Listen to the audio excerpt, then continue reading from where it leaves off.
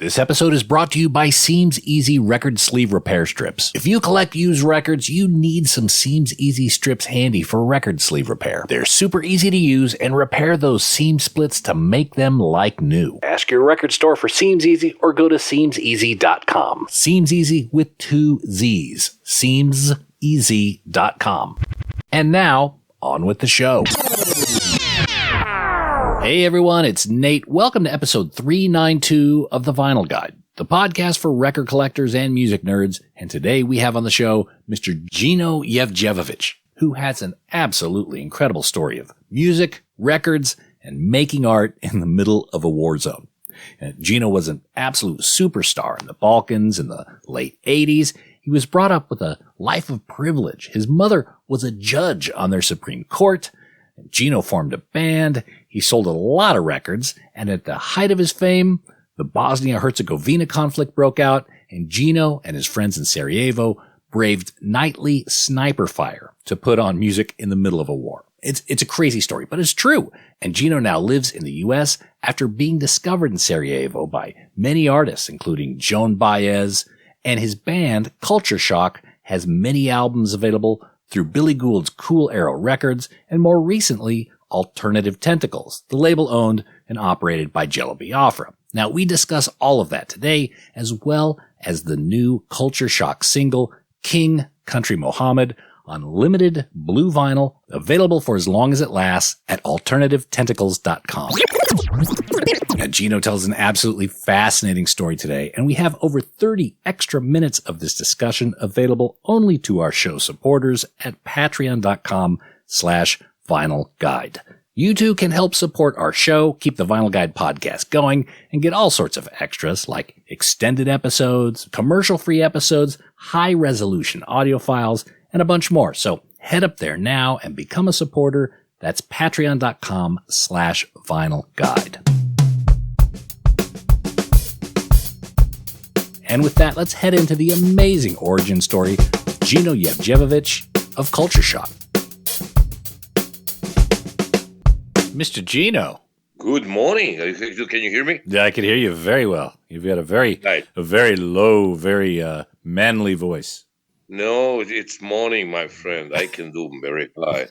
Good. Great to meet you. Great to meet you. And apologies, we had to push this out. I got COVID about a week ago, and yeah, I'm still not feeling great. So, but is what it is, man. Look, I've been really looking forward to this conversation, and I want to make sure that all the listeners are aware of the record that you have out now and some of the ones you have coming out. Culture Shock, King with the backside, Country Mohammed. There's a blue single available at Alternative Tentacles.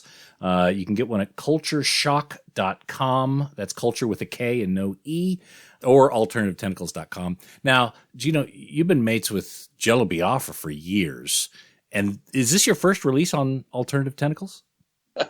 Yeah, that's really funny. That's actually really a funny story. A long time ago, like 1997 or something like that, my friend Chris Novoselic brought a guy to one of the first shows. We used to be a acoustic band. We played when we left Sarajevo. It's a long story. I was friends with Joan Baez. I still am. And we played acoustically with her, and then I really didn't like that. It was just like not fitting my real emotions at that moment. and then we plugged in, and on one of those first shows, we didn't even know what we were playing. Chris brought a guy who wanted to introduce to me, and he said, "Hey, Gino, let me introduce you to somebody. This is Jello Biafra." And I'm like, "Fuck!" First time I was like, okay, I should have recognized the guy. And then the voice, like, you shouldn't recognize the guy. You know how you don't know the guy, you know the guy from the pictures, right? And then we talked, and like we knew each other. When you click with people, on a sense of humor and on your political or entire political views. Doesn't matter. But anyway, it's not about your musician and their musician, or your a plumber and their plumbers. It doesn't matter. Plumbers, musicians, doctors, the contractors, doesn't matter. You can be friends with anybody. So that's what I felt. A couple of days ago, no, actually a couple of months ago, I'm getting a letter. So this is already an internet time, right? Mm-hmm. Who writes letters? Jello Biafra is writing me a letter with his hands. Hey, dude, this was great meeting you. Here are my contacts. If you need anything, please let me know. Fuck, I mean, what a nice guy. Mm-hmm. And he sent me back to the release of Alternative Tentacles. Soon after that, we exchanged the phones. And soon after that, he's like, hey, my friend Billy has a record label. I think you guys might be a great fit and he might be interested and you should be interested. It's my recommendation to talk to him. I have no idea who Billy is. I have no idea who Billy is. And talk to Billy. Billy's really a nice guy. I'm like, what the fuck? What a nice people, And then I realized that Billy's a bass player of Fate No More. And all of a sudden I'm in the middle of this thing that, of people that me as a person from Balkans, only heard about, right? Mm-hmm. And what kind of talking about the record, 1 record, 2 records, 3 records, life goes on. We're really good friends. Now everything is just normal, everything is great. And just COVID just hit. You just said you had COVID. Like COVID was like 2 years ago. And I'm on my balcony and he's in his house trapped in San Francisco. We're talking once in 2 weeks. Everybody's bored, like, what the fuck, man, what are we going to do? His mom is 93. My mom is 88. So that's what we thought. What are we going to do, man? I mean, it's the life sucks, right? Mm-hmm. And he's like, remind me. This is how he talks. Remind me. I mean, this shit's gonna be over, but remind me that why did we never release anything? I know you're not on a Billy's record label anymore. I mean, we can print your vinyls. That's expensive. And I'm like, yes. And that was it. Basically, we don't have a contract. It's just, that's how it is. That's how we did with Bill too. You with friends, that's how it goes. And then he chose those. He said, I like Muhammad and I like King. And those are the songs that I'd like to introduce my audience with. And he's right, and I'll tell you something why that is so amazingly appropriate to us in this moment. Because he is, what he's giving them a taste of us. That this is the first time, thanks to Jello Biafra, that we are accepted by a punk rock / metal community in the world. It's not that we weren't liked by our colleagues. I know that Serge told me the System of a Down was listening to our records in their bus while they were touring. Well, look, Gino, I hope you have time to have a really, Yeah.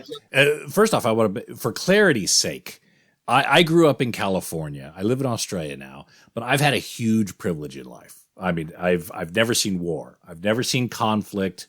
I never had to worry about where my next meal was coming from. And as a consequence, I know very little about world affairs.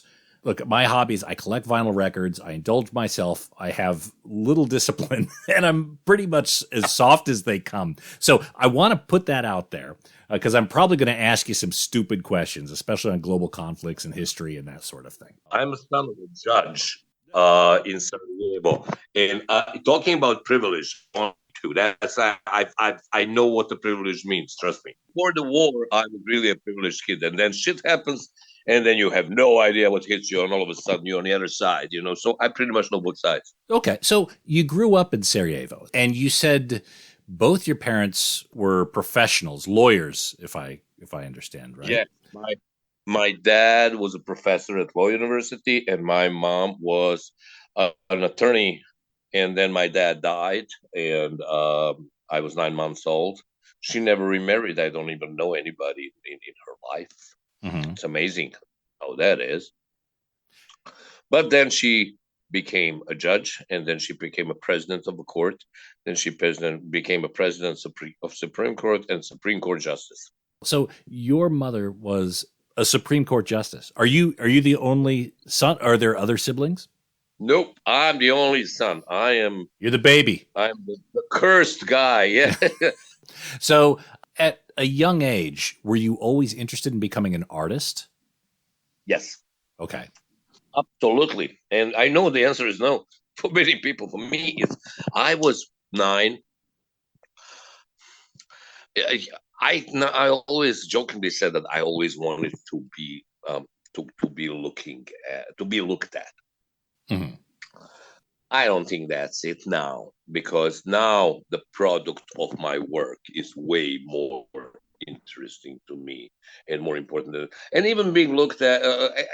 Validation is a great thing, but now I really every single day. I mean, when I was younger, it was really important for me to be liked.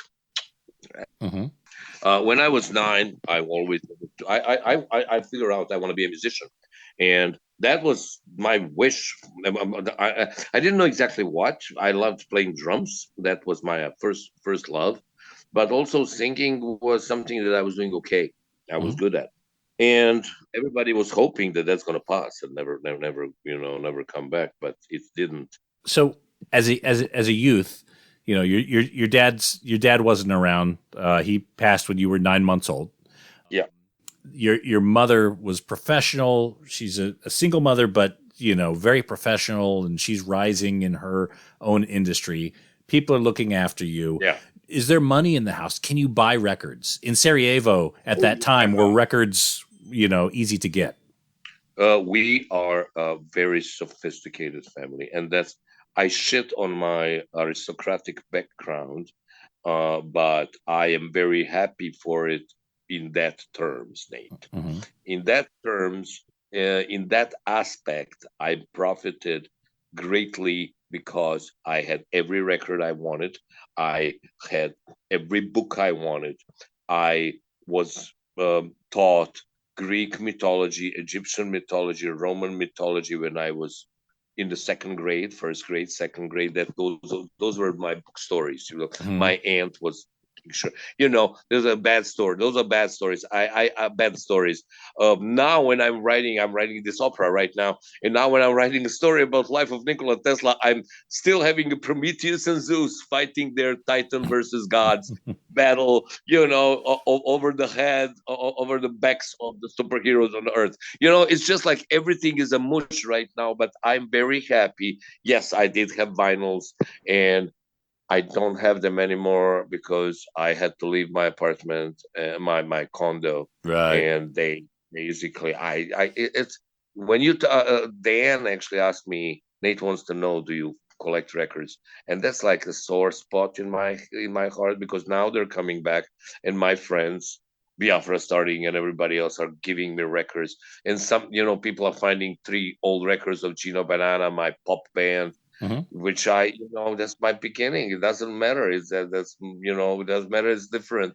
And now I have some records, but it's like this big of a pile of the records. It's just instead of like rooms and rooms, like if you're ever lucky enough to see Jello Biafra's, I don't want to talk about his privacy, but he and I have talked. He's been on the show. Oh, yeah. We've talked about his records. Do you know what he has in his house? Oh yeah. Oh my.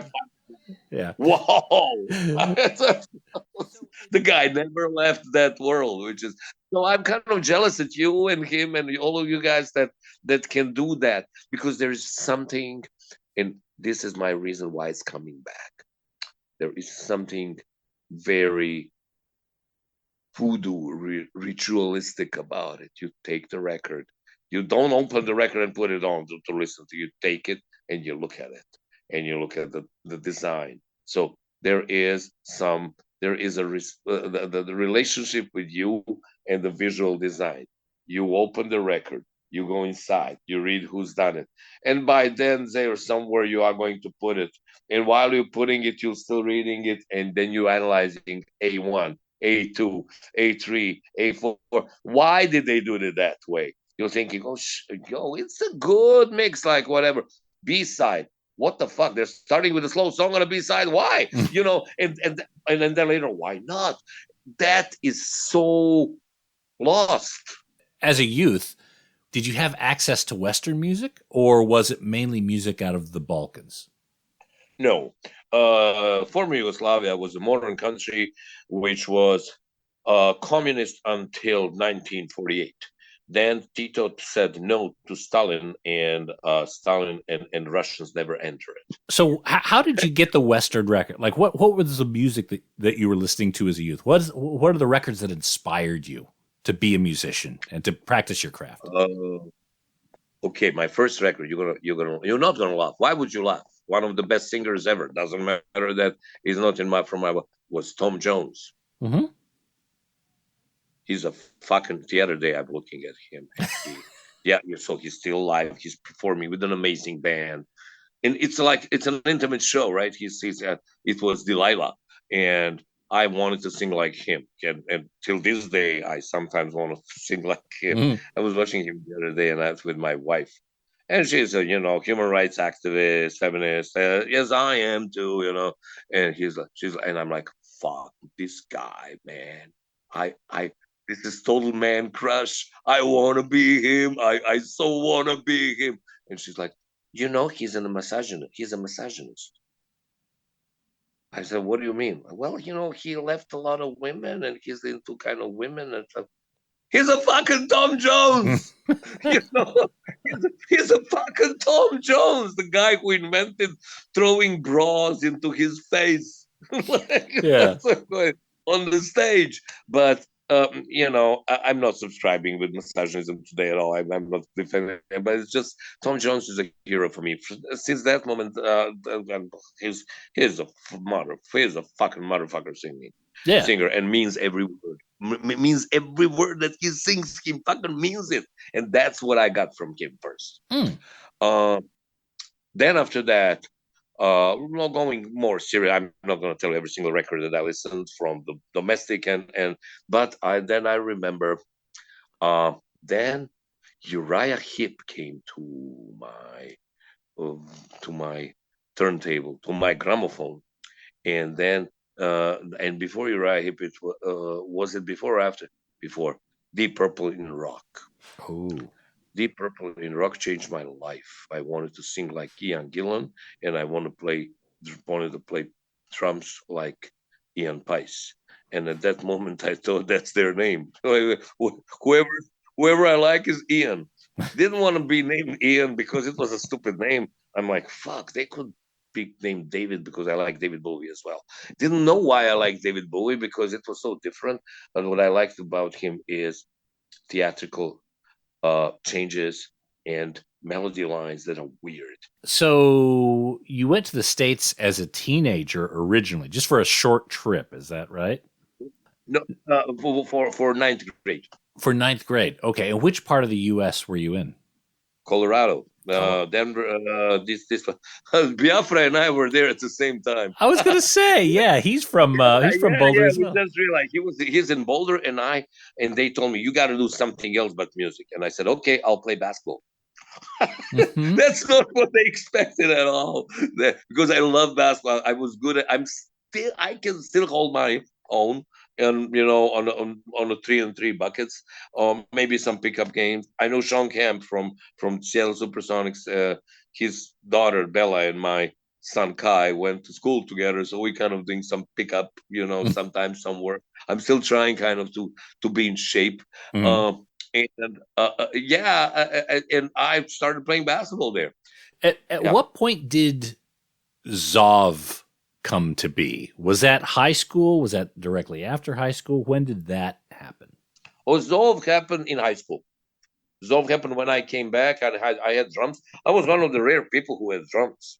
And, I had drums, and I played with bands. And Zov was a kind of teen supergroup. The best of all played in Zov. And today, this singer of it is a huge mega pop star, and I do what I do. The other guy is a painter. It's pretty much. And we had a hit. It really happened to be a hit, and it's a hit to this day. The other day, they told me that the bassist who wrote the song and the singer who was a star after that are in court over that song. Who wrote it? Is that Gould? So yeah, Golubica, exactly. They're in court, and I'm like, and this Grandpa Guru is going on, and they want to talk to them, and they both don't talk to each other, as well as some of my American friends too, because of Trump. They don't talk to each other, and they don't want to be in my movie because they don't like each other. Fuck you, guys. I mean, shit. How old are you? I mean, we were smarter when we were kids than now. So, what was Zov a creation of the company, Diskoton, or was there a label, or was there a group, or even the state that pulled together Zov? Diskoton jumped on it and destroyed it. Okay. But they jumped on it to make money. They made money and then destroyed it. Zov was a creation of us. We were playing and we made a hit, and it was on the radio. And we recorded 2 songs, and there were 3 songs, 4, whatever. They were on the radio, and one of them became Golubica, became a mega hit. And Zov jumped on us and released the record. And we're in the process of doing the album. My mother is unhappy, seeing like in front of her eyes, I'm starting to make fucking money, and like everything, it's really working right for me, but not really for my family. And then the A&R of the company, who also had a band, ditches the singer to his band, and the band broke up. The ditches, so destroyed the young band, and they were like in their 40s at the time. And that's the end of Zov. Until this day, when I see my friend who's a singer, we don't talk about that at all. And I said, then I mentioned this guy's name, and he said, I would rather not talk to you about that. He's my friend. He will be my friend forever. I used to, when his daughter was born, and it's just like, but him and the bass player never were friends anymore, and they, they're now on the court, which is kind of a dick move. Not the court is on the, but dick move to claim. So come on, guys. I mean, and then they invited me, and I said, fuck no. I mean, yeah, I know who wrote the song. The bass player wrote the song, but don't fucking get me. I don't want to talk shit about my friends. I can't. So you're in high school. Zov has a hit with Golubica. There's another single too, Godina.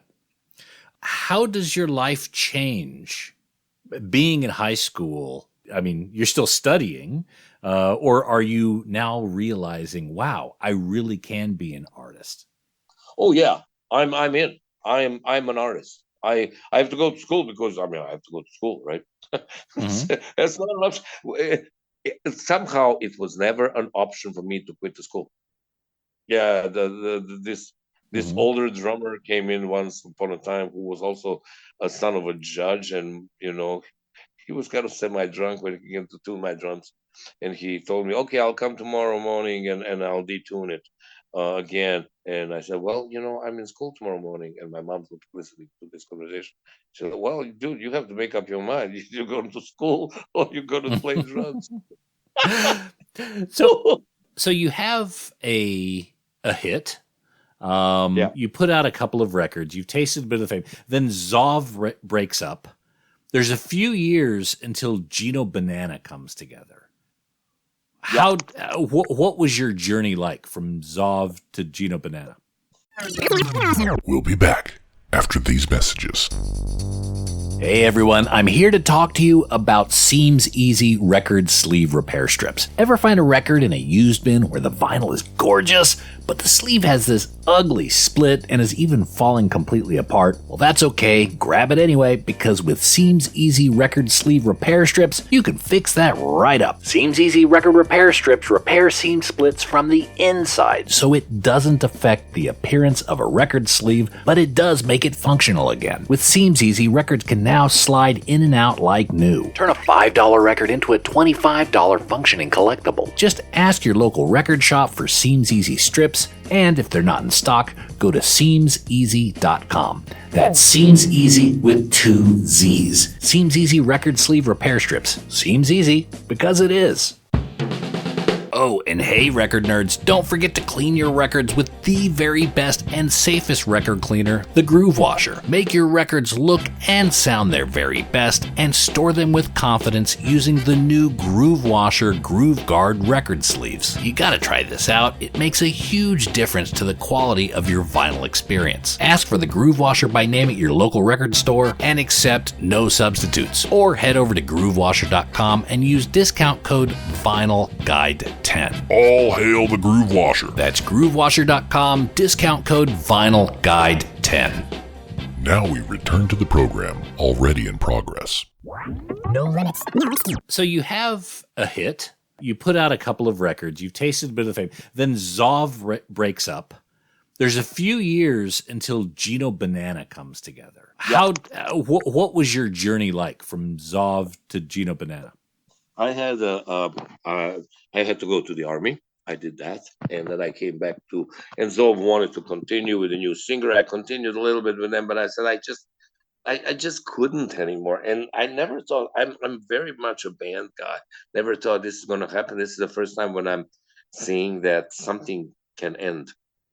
You know, some of the bands can end, and I'm gone from that band. I want to play in another band, which was forbidden, like after their 6, 7 shows, the club scene starting. The club scene, so we're talking 1981. The club scene starting, and I'm drummer for this, the book Little Prince. We named ourselves after the book. And we're in I'm 20 and they're like 19. I was the oldest in the band all of a sudden, from the youngest in the band being 15, 16. Now, Zov, I was 15 when Zov went in, and then when I went into Zov, and then I'm playing drums, and we got forbidden. The newspaper started writing how we're horrible people, and whatever. A couple of songs are very challenging songs. Punk rock scene got up, and that's how I entered the punk rock scene as a person with an opinion, and started having this respect from some punk rock people who later on became writers, that even when I became a pop singer, they always talked to me like, we know that guy. This is something that he just does. He believes in different things. And, I was always very outspoken. So, I did believe in different things. But then Gino Banana was supposed to be symbiosis of rock and roll, jazz, and some kind of a post-new wave funk. Think David Byrne and Talking Heads. Yes, yeah, that was supposed, but with a different singer kind of thing. Yeah, right. Prince. That but I also wanted to go drag a little bit, because I like David Bowie. It wasn't the time.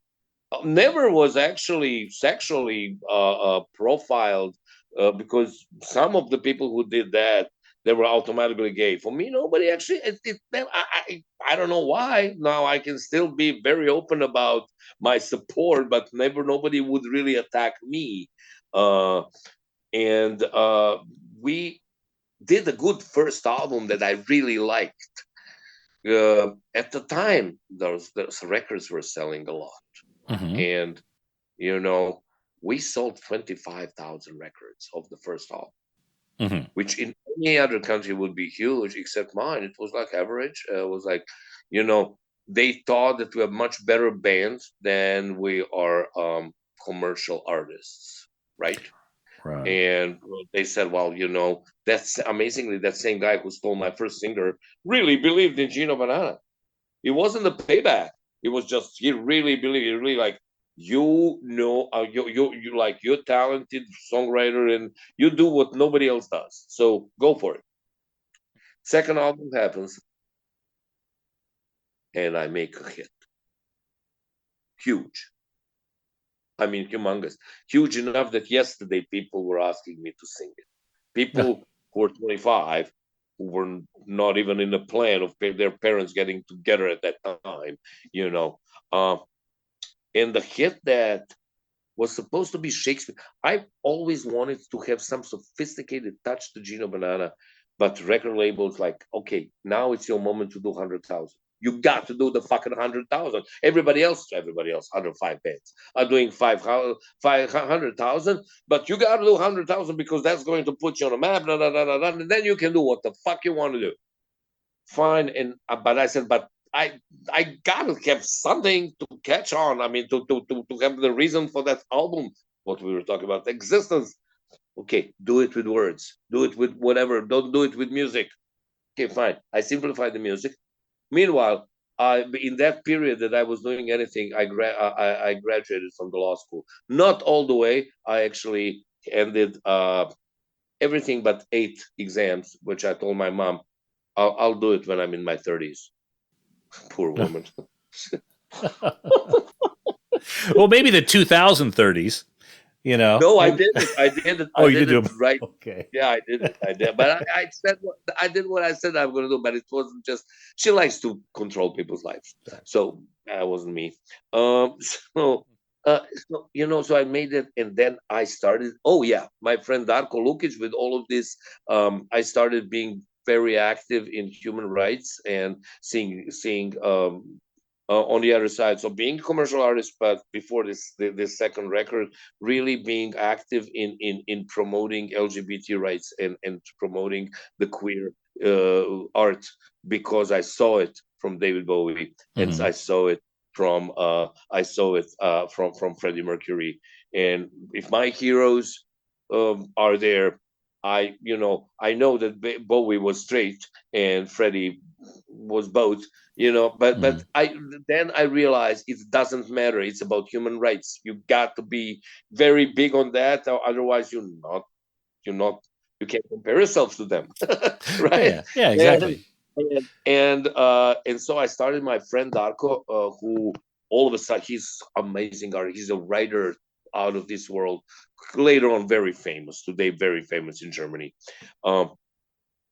He became a director of National Theatre Drama Department, and I worked on that with him a lot. He's one of the first openly gay playwright and personalities back there. And I started composing for the theater, and I got introduced to Shakespeare, and I got taken, and I started like making it up, because all of a sudden I'm in the middle of this, minds, great smart people, and I'm just a musician, and I started fucking reading books. I gotta catch up on that shit. My mother should see me now, now I can study, right?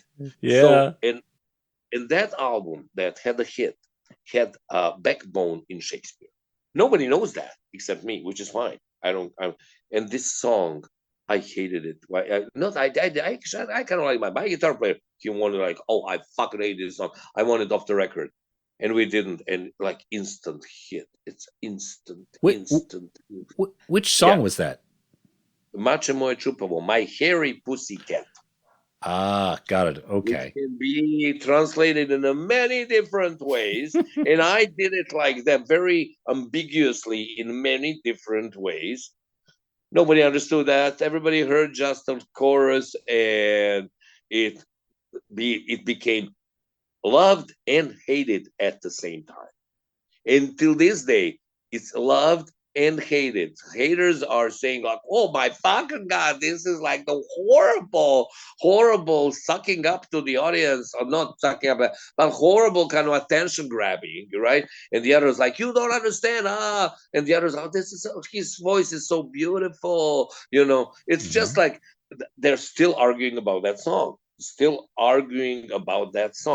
it's still so beloved. You still get requests for the song. And then there's Gino Banana has one more album after that, America. Yeah. So going into America, how did that hit shape the next album, America? I wanted to be more challenging instrumentally. I missed my first album. My first album, I think, is still the best album I made.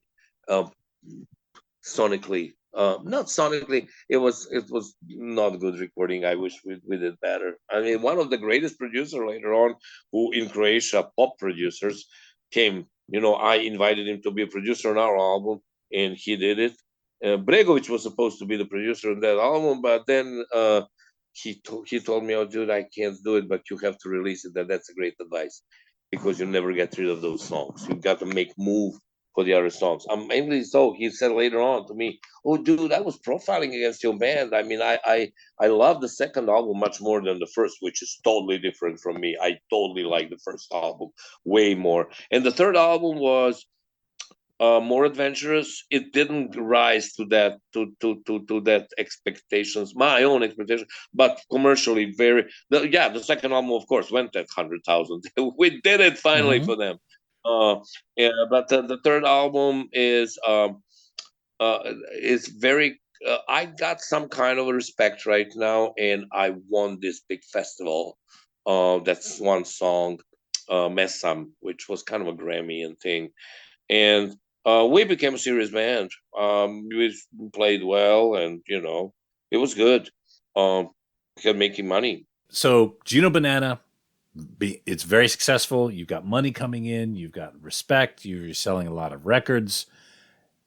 In that environment, had the war not broken out, what would have happened with Gino Banana? There were plans to continue recording. There was a fourth album coming. You probably would have stayed on that treadmill, yeah? Yeah. I would be a different person. I probably found it, and I'd be a little bit more active in theater. Probably, that was my plan. I had another play that I was writing. I was writing a film. I was in some movies. I was doing just a regular job of a frontman of a famous band, and I was. I wanted to go back and to be a good musician, to do something that I'm proud of rather than making hits. That would probably happen, but also what would have happened? This guy who stole my singer, that liked me and basically pushed Gino Banana. He hated Zov, actually not hated, but destroyed Zov, pushed for his own interest, pushed Gino Banana. He was the director of the record label, retiring, but he did not have a diploma. Here am I with a law degree coming out, and the record label's like, yeah, I mean, they're setting me down saying there's not many musicians who can talk and kind of be, because for that position you need to have a university diploma. Definitely not with the university diploma. And we would like you to consider to slowly take over this major record label thing, and maybe one day to groom you for the CEO and that would probably happen, because I got tired of. Now I know that. I then didn't know that. I'm still did not change. I still am not a war profiteer. I'm still, I'm a war profiteer because I realized in between the grenades that, life's too short to fucking waste it on anybody else, whatever, and for other people. You got to play what you like and what you do and what you do the best, right? To go back to your roots, who you good, where you good, right? But in this moment, no, it was all fine. It was great. I also wanted to kind of be more significant in my own eyes. So right there is, there my victory against the my demon, who wanted me to be that up there competition guy, right? My victory, me, an artist guy, the energy guy. I think that was would be present, but not as significant, not as drastic as it is right now. Please, Nate, write this down, because this is something that I need to write. I never said this in the movie. This is the first time I'm saying this. And I'm just seeing, I'm pretty much seeing through the clouds right now that I thought that the war totally changed me, but I think there was always that battle between me and my demon, the guy who wanted me to be a voice of majority in me, that wants to do what I want to do, honestly. and that I'm not majority. I'm not. Mm-hmm. And that basically, I think what would have happened with your question that probably nobody asked me before. Wow. Thanks, Nate. Yeah, I see that battle right now. I probably would have gone to some semi-funk jazz record, maybe do some metal stuff too, but some more extreme stuff, produce other people, try to make more out of the quality of music and the lyrical content, write theater plays, and be a CEO of Diskoton. Because the way I read that, and this goes in line with what I know about you and your career, is you have a desire to move forward, to conquer, to innovate and try new things. And given the circumstances you had, if there was no war, then on that playing field, you would have played the game as you knew. You were a pop star. You had contacts at Diskoton. You sold a ton of records. You would have pointed your warrior instincts toward that battlefield. Once the war hit, your motivation changed, but the inner warrior within you was still there, and so went on to conquer other things. First of all, I wouldn't say a ton of records. A lot of records, yes. It's not like this was not a mega pop hit, but in the realm of everything else, what I was doing, it was really it was a lot. Mm-hmm. Second thing, I would say, to conquer in that world where I live in. Yeah, you got to swim in the world where you live in. Innovation, but there's something that I learned from Christos Govetas, the Greek musician, the father of my violin player, Eleni. He said, his life is a little different than mine. He plays with amazing musicians. He's a folk musician. He said, when you make something over there somewhere, you are jealously keeping it, thinking that it's really huge what you did. And everything you do around that, you're trying not to fuck up what you already did. You're trying not to lose the audience, like Trump. Like you say whatever you think that your audience is going to smoke, you're trying all of that and you get lost. And once, if you forcibly get removed from that place physically, mm-hmm. you realize that what you made, maybe it's not even that big. And even if it is big, because right now, as you said, yes, I pretty much had, very successful band that wasn't all the way pop. And for that band, amazing sales, theater, movies, teaching at some academies too, diploma, record label coming to me saying to inviting me for my older age, right? Because you don't play after 30s, then just be a CEO, fuck it. All of that is a legitimate success, but it's a success of that guy, of the demon guy, of the guy who actually was hiding, who got born hiding behind the curtain saying, fuck them, you're going to show them. It's not my success. It's then when you get removed, you see that what you did, it's not even that big. And there's so many other things in your life that to do rather than retire. I would retire. I would retire if war didn't came in. If I'm a war profiteer, I think now, who knows? I mean, maybe I would be with my at times wife. I'm 3 times married, with a lot of kids, and we would have a house in Sarajevo, and pretty good life. I'd be huge now. I'd be eating and drinking and probably have a problem with cholesterol, maybe even a heart attack until now, like my friends, and who knows? But why do you say you're a war profiteer? Because as I understand, the war took a lot of the original luxury away, but it changed you as a person. Yeah. Yes. Material-wise, they did, but in my soul, it purified me. It showed me who I really am. It showed me that I'm the happiest when I sing every song like it's last song. Mm-hmm. Like you have 5 minutes to sing. Go sing. There's nothing that compare with that, Nate. Nothing. There is no other feeling. My demon cannot get me on stage. He is allowed everywhere else. Right now, he's here. He's like telling me, hey, you promised those people, But yesterday before the show, oh my fucking God, how many people are going to be in Belgrade? The last show was huge. I don't want to go down. I don't want to start competing with yourself. David Bowie said that a long time ago, like, fuck, I need to stop playing old songs.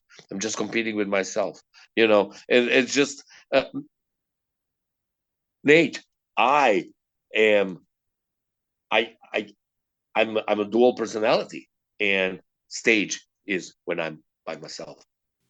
I wouldn't do that for anything in the world. I remember when Novoselic and I were like doing some jam session in Crocodile, and I got on stage thinking that I'm going to be teaching, theater from now in America. So, again, retirement, like, go on a high note. I was always fearing of being an old musician who's trying, want to play, but nobody wants to listen to him. Right now, I'm an old musician who still, I remember getting on stage saying, fuck, this is what I do. This is what I like to do. In the same thing when I'm doing the seminars right now for the psychology or at teaching also at Cornish College of the Arts. When they give me the microphone, it's the thing that I really, really, right now in this moment, I have a great time. No, it's more. I would be happier if you and I are talking about some other stuff than myself, because I've told this story many times. But you know what I mean, right? Mm-hmm. Yeah. I recognize that. Those 3 years of the war shaped you in such a radically different way that the way I read it is you were in the bubble, what you considered on your path to success or being very successful. And then after the war shaped you to become a humanitarian rather than being selfish, looking after your own career, things like that. You're now looking at how you can be the biggest force for good in your world. The pragmatic side of me. War neutralized my demon, neutralized the pragmatic kind of me, and also made me realize in everything we do, we're not alone. Everything bad that happens to us, and especially what we need to know, everything good that happens to us, what we really need to know is we didn't do it ourselves. Somebody else helped us, and you need to acknowledge that, because subscribing your success, or your failures, we usually do, but success, to any kind of success, to your own genius, it's not just arrogant, it's also unintelligent. It's for everything in the world, somebody else helped you. So now I still didn't do one thing. It's very important that I pay back. I got help by John Baez, by Phil Alden Robinson, the director of Field of Dreams, by Chris Novoselic, by Jello Biafra, by Billy Gould, by you, by everybody that I work with. My band, oh my fucking God, what would I be without my band? Like they're the best musicians on the planet of the earth, fucking planet Earth. You have no idea how humongous, huge they are. And without them, I'd just be Gino Banana. It's that I'd be trying to come up with the shit by myself, and and some things would be different. Maybe I would even like them more. But but this is a common world. We all live. It's a collective thing. We all live together. And now I want to pay back. I want to go into the circumstances that are under the bad conditions and find people and arts that need promotion, that need to get out, that their governments don't want to let them, that have obstructions all around them, that that there's some forces are fighting between each other, not letting them, using them as pawns in negotiations. That's why they cannot get out. That's what I want to do now. Over the last few weeks, you've been touring the Balkans, and you've been there many times in the last few decades. Going back to those places, like during the war, you would have to run from sniper fire. There's these moments of terror and fright. Visiting those places again, as an older man with wisdom and much time has passed, and of course it's a very different political situation. How do you feel going back to those same places where you took those steps as a target? I was targeted in Sarajevo. The rest of the places are, I didn't even know what's going on. I'm going to those places right now, and I'm looking, what was happening during the war while I was in Sarajevo, being afraid that somebody from here is going to shoot at me. Mm-hmm. It's almost like a movie. I don't have a PTSD of that at all. I have different PTSDs. I have horrible PTSDs. The sounds. When I cry a lot sometimes. When I think about injustice, it's horrible. Sometimes it's, I listen to some stuff that I wrote and I cry because it reminds me. But that stuff, visual, going to the mountain where I was shot, where I kind of calculated where there was a bullet that missed me by this much, and was between me and my dog were together. It just went into the couch, into the floor through the couch. That's surreal. I don't really even. Yeah, I don't. No, I'm walking. My place was in the area where horrible things were happening,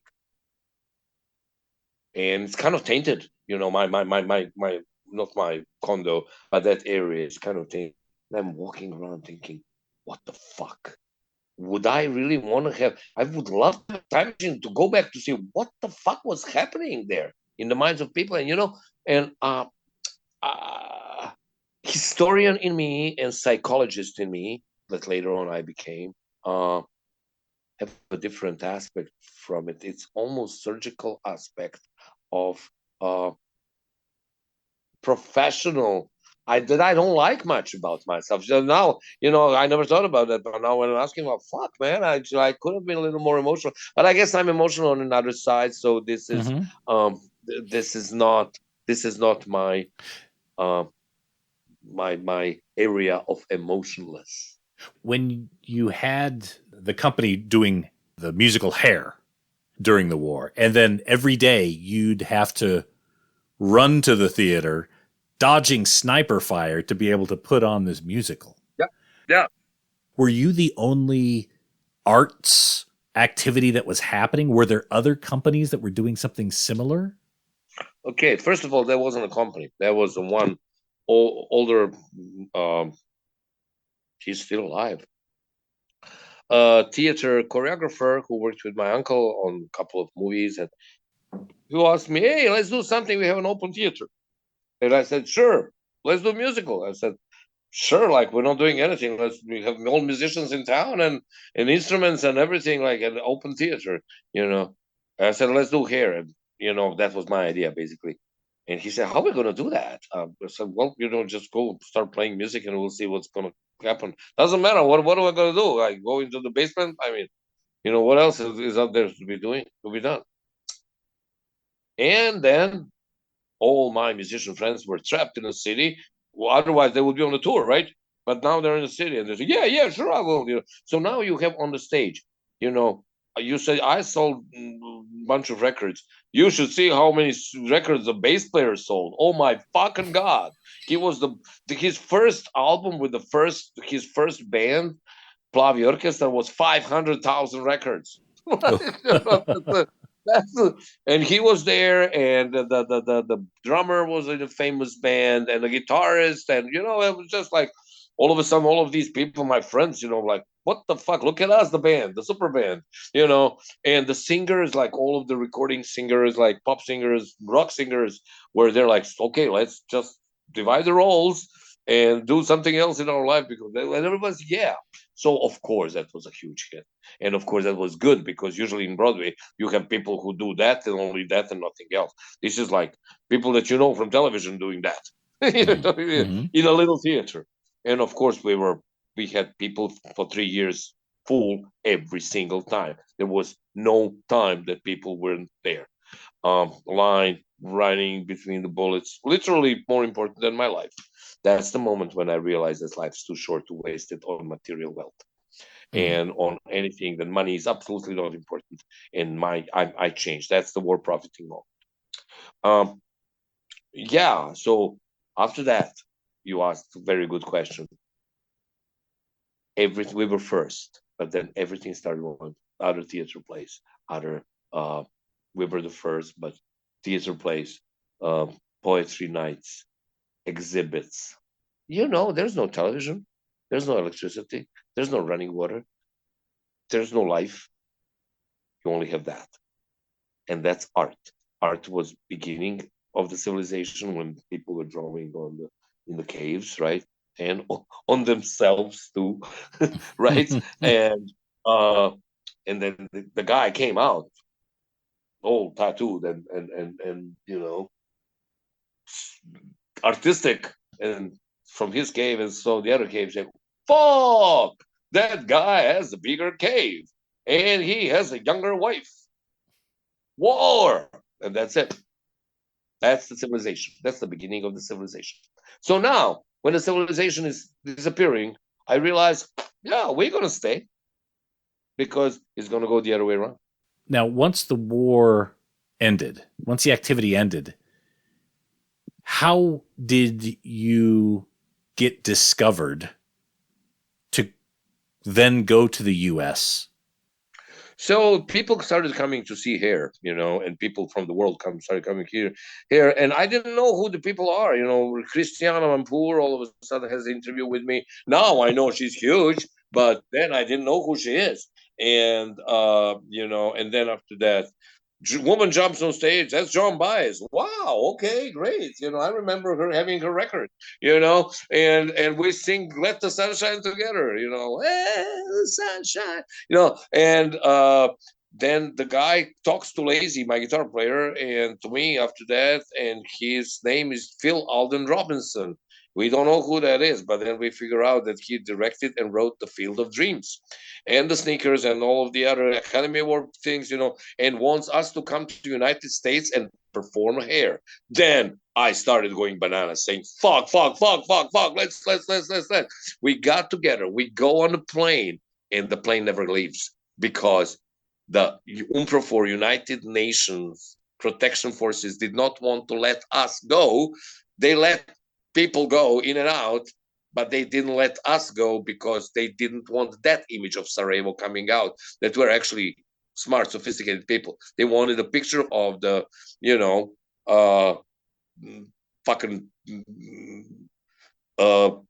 primitive tribes fighting each other. That's it. That's what they wanted, and that's what they got into the world. When I see the picture of Sarajevo in the world, I always see a woman on a horse. And for my 30 years at the time life in Sarajevo, I have not seen a horse. I don't know. I mean, I had to go into mountains to see the horse. And horses I saw in the football games when the police was kicking ass of the rioters. That's pretty much that was the horse's turn, But people lie, and my job was to go to the United States and tell them that they lie. And Phil wanted to do that. Thank you, Phil.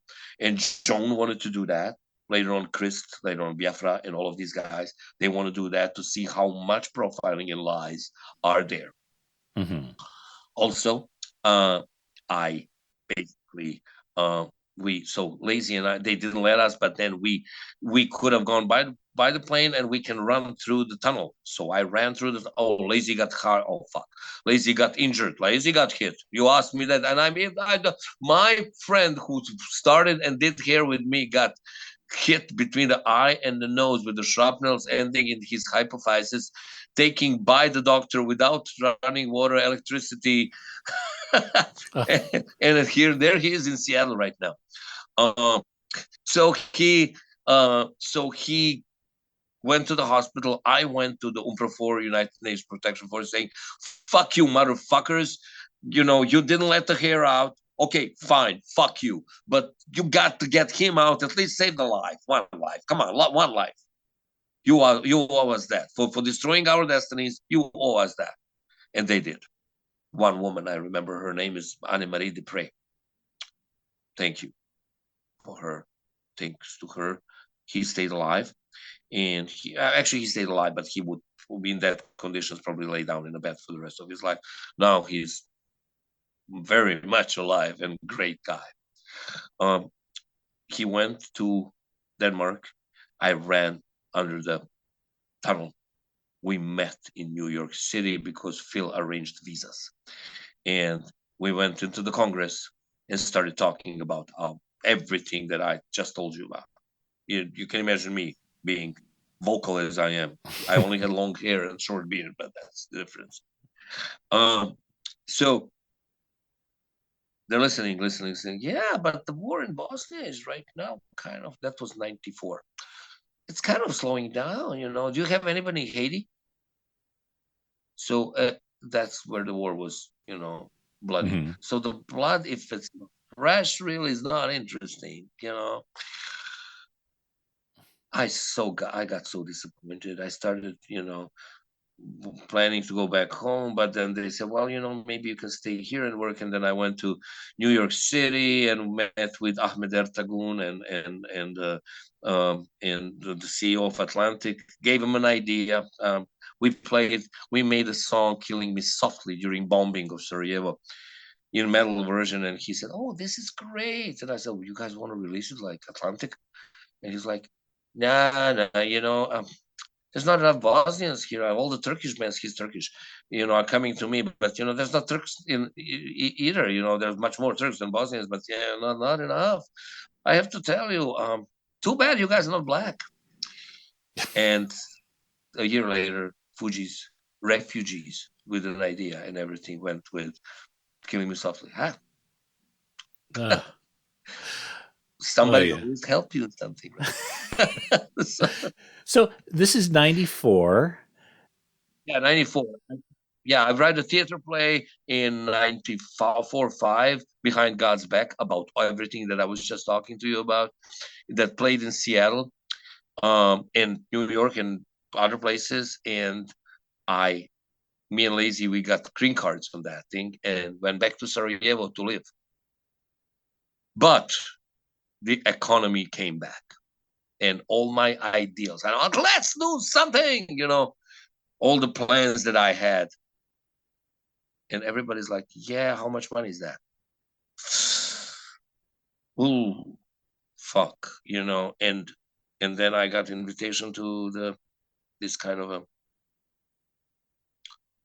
at the time, Ministry of Culture saying, sir, your art is secular. We are very nationally and religiously right now divided. We don't have a war.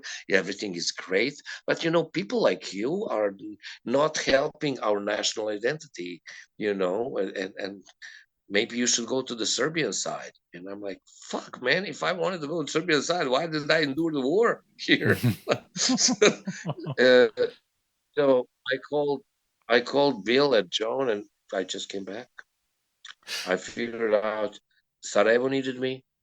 I needed Sarajevo. I did this to stay normal, maybe help other people be normal. I am now going to go and be loyal. I was loyal to Sarajevo. Now I'm going to be loyal to myself. And I came to Seattle, where my play was, and started Culture Shock. And you know the rest. I would love to have you back on, Gino, to talk about all of the recording catalog of Culture Shock, because there are so many different albums there. And working with Jack and Dino, there are some very rare records of Culture Shock, I'm sure you know. Is the plan to start releasing some of those albums through Alternative Tentacles? Yes. The plan is with the vinyl single, Blue Vinyl, yay, is out. And we're selling it, right? I think we're almost out. I got to call Biafra to tell him, like, we didn't plan this. Good. So the plan is to release the new album. That we're right now playing. We released kind of 2 songs out of the new album. I'm not that happy about sound. We'll see what and how and where. But the new album is supposed to be released by the end of this year. Oh. And by the end of this year. And then you know how the printing is. You probably know better than I do how the printing goes. 8 months. It's starting to get shorter now. So I've heard it's below 6 now. So maybe we'll see that album around the same time of the documentary. That is like, I honestly, you see me, trust me, I didn't plan this. This is what it is. Yes. Yeah. Documentary is it is in the process of editing right now. And I'm so fucking bummed that I realized that this demon didn't really go away in the war. He started going away before, but I'll tell that in the book. Fuck. So look, Gino, again, thank you for spending time with us here. I'd love to, hopefully I'll put it out in the universe that maybe there will be a tour of Australia. You know, there's a great big audience here. Not too long ago. I would love that. That's the only continent we haven't been to. And Antarctica, if you call it. Gino, again, thank you very much for your time. It was great talking to you, Nate. Thank you for asking such smart questions. Thank you so much. Thank you for your time, Gino. Okay, talk soon. Cheers, mate.